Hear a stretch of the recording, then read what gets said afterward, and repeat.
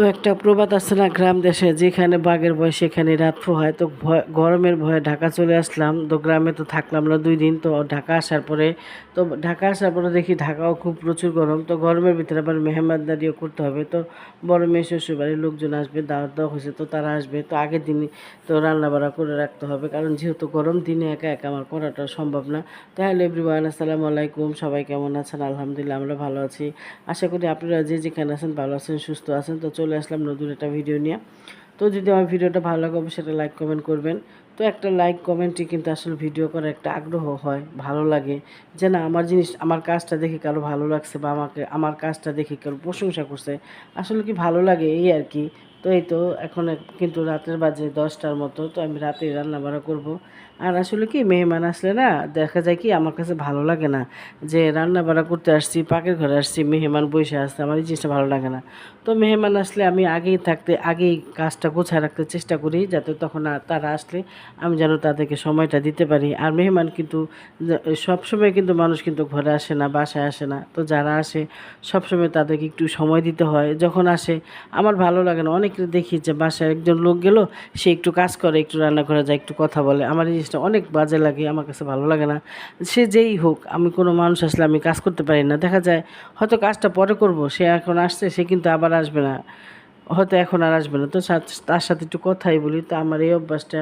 তো আমি রাতেই রান্নাবান্না করবো। তো এখানে মাংসটা ম্যারিনেট করে রাখার পরে আমি এই ডিমটা ভুনা করলাম আগে। তো ডিমের কোরমাটা করলাম। তো এখন বসেছি মাংসটা। তো এখন প্রায় বাজে রাত্রের 1টা সোয়া 1টার মতো। তো রান্নাবান্না করতেছে। তো কারণ রান্না অনেকটা গোছায় রাখলে আর সকালে আর তেমন একটা কষ্ট হবে না, আস্তে ধীরে নাস্তা করব। তো কালকে একটু নাস্তাটা স্পেশাল করার ইচ্ছা আছে। তো আজকে ভিডিওটা কিন্তু পুরোটাই অনেক স্পেশাল ভিডিও। তো তোমরা দেখবা, ভিডিওটা শেষ পর্যন্ত দেখলে বুঝতে পারবে আসলে ভিডিওটা কি স্পেশাল। তো এই তো। তো রাতে আমি ভর্তাটা বানিয়ে রাখতেছি। তো এখানে মাংসটা চুলায় দিয়ে আমি একটু ভর্তাটা বানিয়ে শুটকিগুলো কিন্তু আগে আমি টেলে নিছি, কারণ দিনে এত কিছু আমি করতে পারবো না, যেহেতু আমার একা হাতে কাজ করতে হবে। কারণ মেহমান যেহেতু আমার বাসায় আসবে, কাজটা তো আমারই। তো এই তো। আর ছোটো মেয়েটা একটু সহজ থেকে যাওয়া করবো, ওরও আবার 2টা টিউশনি করে। তো তো দেখা যায় যখন মেহমান আসবে তখন কিন্তু থাকবে না, টিউশনি করতে চলে যাব। তো এই জন্য আমি কাজটা একটু আগেও রাখতেছি। তো এই তো এখন হলো সকাল 7:30 পৌনে 8টার মতো বাজে। তো তোমাদের ভাইয়া গেছে নিচে, একটু দোকানে গেছে। তো আমি এখানে নাস্তা টাস্তা রেডি করতেছি, আবার একটু ঘর দুয়ার গোছগাছ করতেছি, কারণ মেহমান 9টার ভিতরে চলে আসবে। আর তোমরা সবাই কমেন্টে জানাবো আমার বিছানা চাদরের সাথে পর্দাটা কেমন হয়েছে। আমার কাছে কিন্তু খুব ভালো লাগছে। আসলে কি ঘরের সৌন্দর্য, একটা জিনিস সুন্দর হলে কিন্তু ঘর নতুন একটা জিনিস বিছানার চাদর বিছাইলে বা একটা পর্দা লাগালে কিন্তু ঘরের সৌন্দর্যটা এমনি আসলে অনেক বাড়ে। তো এই তো আমার কাছে কিন্তু খুব ভালো লাগছে। আর এখানে এই যে সোফাটা আমি একটু ঝাড়া নিব। তো আর ওই যে ক্যারেট না কি বলে বাচ্চারা খেলে মাটির মতো কি দিয়া, ওইগুলি দিয়ে ইয়ামিন আলিফ সোফার খাবারটা নষ্ট করছে, কারণ ছোটো মানুষ তো খেলে এইটা সেটা লাগায়। তো আমার নতুন সোফার কুশনের খাবারটার ভিতরে লাগাইছে। তো এগুলো কিন্তু আসলে আর উঠবে না। তো এই তো। তো এখন ঘরটা গোছগাছ করে তারপরে আমরা ওই ঘরে নাস্তা করতে বসবো। তো মেহমান আসলে আর কোনো সমস্যা নেই। তো আমার অনেকটা পরিমাণ কাজ কিন্তু হয়ে গেছে। আর তোমাদের ভাইয়াকে বলছি ছোট্ট একটা কাঁঠাল আনার জন্য। তো সব প্রস্তুতি নেওয়া আছে, মেহমান আসলে আর কোনো সমস্যা নাই। তো মেহমান তো আসছে, আসবে দুপুরে খাওয়া দাওয়া করবে না, সকাল আসার কথা কিন্তু তাদের সকালে 10টা 11টায় নাস্তা করবে। তো এই তো তোমাদের ভাই একটা বাজার থেকে ছোট্ট একটা কাঁঠালও নিয়ে আসছে, কারণ যেহেতু আম কাঁঠালের সিজন, আম কাঁঠাল অবশ্যই খাওয়ানো লাগবে। আর এই তো। তো কাঁঠালটা কিন্তু খুবই সুন্দর ছিল। তো এই তো এখন আমরা নাস্তা করতে বসবো। আর আজকে নাস্তাতে ছিল নিহারি। তো ওই নিহারিটা কিন্তু ওই যে কোরবানির গরুর ছিল, সেইটা রান্না করলাম আজকে। যেহেতু কালকে থেকে তোমাদের ভাইয়ার ডিউটি শুরু হয়ে যাবে, তো ডিউটি করার পরে সে কিন্তু আর এই নিহারি খায় মজা পাবে না। তো ভাবলাম আজকে ছুটির দিন, তারও আজকে শেষ ছুটির দিন। তো আগামীকালকে থেকে আল্লাহ বাঁচাল তার ডিউটি আছে। তো ভাবলাম আজকে এসে তৃপ্তি করে খা ঘরে বসা। আর আসলে কি উনি অনেকটা খাইতে পারে না, একটু একটু খায়।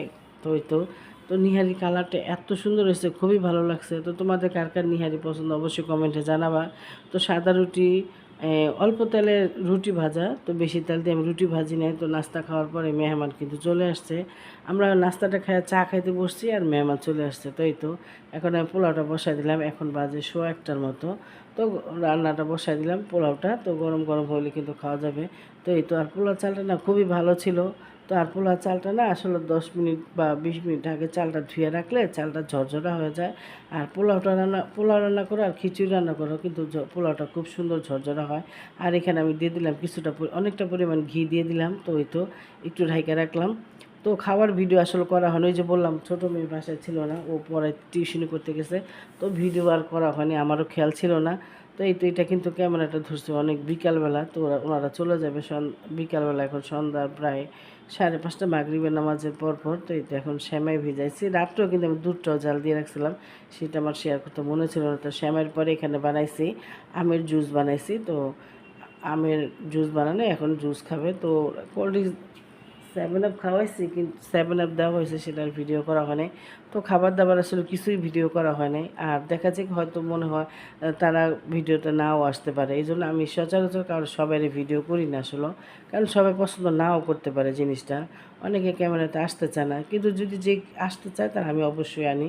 আর যে না আসতে চায় আমি কখনো জোর করি না যে ক্যামেরার সামনে আসো, ভালো মন্দ কিছু। তো এই তো কারণ এটা আমার কাজ, আমি এটা আমার কাজ করতে আমার ভালোবাসি, পছন্দ করি। তো এখানে সবাই নাস্তা করতেছে, ওই সেমাই খাইতেছে, তো দিয়ে দিলাম। তো এখানে কিন্তু জুসটা বানাইছি, সাথে বরফটা কিন্তু সাথে অ্যাড করে দিছি, কারণ ঠান্ডা ঠান্ডা জুসটা কিন্তু খুব ভালো লাগবো।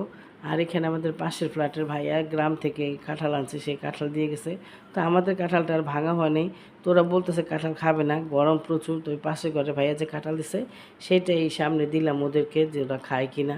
তো কাঁঠাল আসলে এত গরমে কাঁঠাল খেলে সব মরণ দশা। তো হ্যাঁ, আজকে ভিডিও এখানে শেষ করলাম, সব ভালো থাকবো, সুস্থ থাকবো, আল্লাহ হাফিজ।